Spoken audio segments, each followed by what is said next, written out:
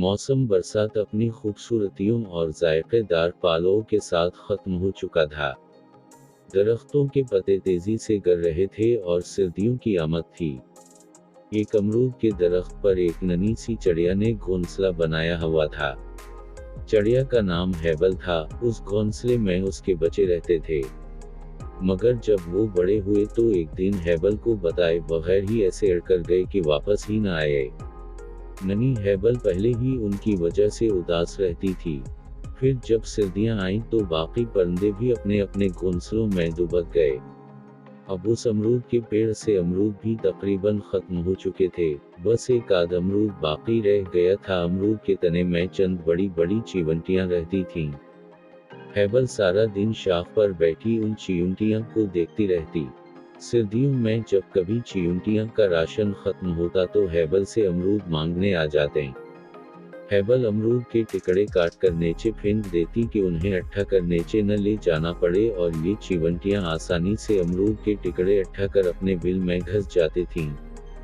हेबल की चंद बड़ी चींटियों से दोस्ती थी। उसकी दोस्तों में जेनी, केनी, मिनी शामिल थीं। गुज़िश्ता कई दिनों से बहुत सर्दी पड़ रही थी।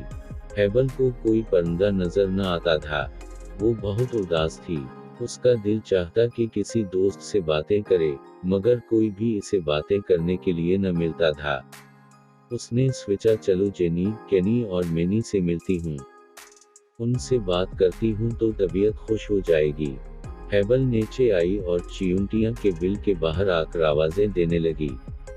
जेनी बाहर आओ, केनी मैं हेबल हूँ। कोई बाहर न आया तो उसने फिर आवाज लगाई, मिनी देखो मुझे तुम्हारी जरूरत है। मगर वो सब तो अपने गर्म बस्तरों में मजे से लेटी गर्मियों के जमाशुदा फल और खुश्क मेवाजात से लुत्फ अंदोज हो रही थीं। वो सब खामोश रही, कोई भी उसकी बात सुनने न आई। कई दिन गुजर गए। हेबल कमजोर होती जा रही थी। कोई इंसान बाहर नहीं निकलता था। महीने भर से शदीद धुंध और सर्दी ने इंसानों को भी घरों में कैद कर दिया था। कुछ लोग बीमारियों के खौफ से भी बाहर नहीं निकलते थे। हेबल बेचारी का सर्दी और उदासी से ये हाल हो गया था कि वो उठकर चल भी नहीं सकती थी। कुछ खाने को भी दिल नहीं चाहता था। फिर एक दिन जब चींटियों का खाना खत्म हो गया तो फिर वो अपने बस्तर से उन्हें के खाने के लिए ढूंढी, मगर बाहर तूफानी बारिश से हर तरफ पानी जमा हो गया था। यहाँ तक कि पानी चींटियों के बिल में भी घस आया और उन सब का खाना भी खराब हो गया था। चींटियां सर पर पांव रखकर बाहर भागें। अब स्वाय पेड़ पर चढ़ जाने के उनके पास बचाव की कोई तदबीर न थी, न कुछ खाने को था। अब वो जल्दी से घोंसले के पास गईं और हेबल को आवाजें देने लगे, मगर कोई जवाब न आया। जेनी ने आगे बढ़कर देखा तो वो ऊंधी गिरी हुई थी। तेनों ने अंदर जाकर इसे सीधा किया, मगर वो बेसद पड़ी रही क्योंकि हेबल मर चुकी थी। उसके पास चंद टुकड़े अमरूद के वैसे ही पड़े हुए थे। फिर उन्हें ख्याल आया कि शायद उस दिन हेबल उनके लिए खाना लाई हो, मगर इन्होंने गरम बस्तर से उठकर हेबल की बात सुनना ही गवारा न किया था। अब वो सब रो रही थीं। बाकी सारी चींटियां भी पेड़ पर चढ़ रही थीं क्योंकि नीचे सारा पानी था। अब आसमान पर बादल गरजे तो फिर बारिश होने लगी।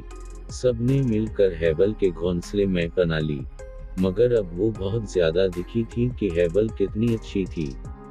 उन्हें खाना भी देती थी। अब वो जब मर गई तो भी उसने सबको पनाह दी थी। मगर जब हेबल उदास थी तो इन्होंने उसकी बात सुनना भी गवारा न किया। हाय अल्लाह, हमें मुआफ कर देना। हमने अपनी दोस्त की परेशानी में कोई मदद न की, मगर अब उनके पास रोने के सिवा कोई चारा न था।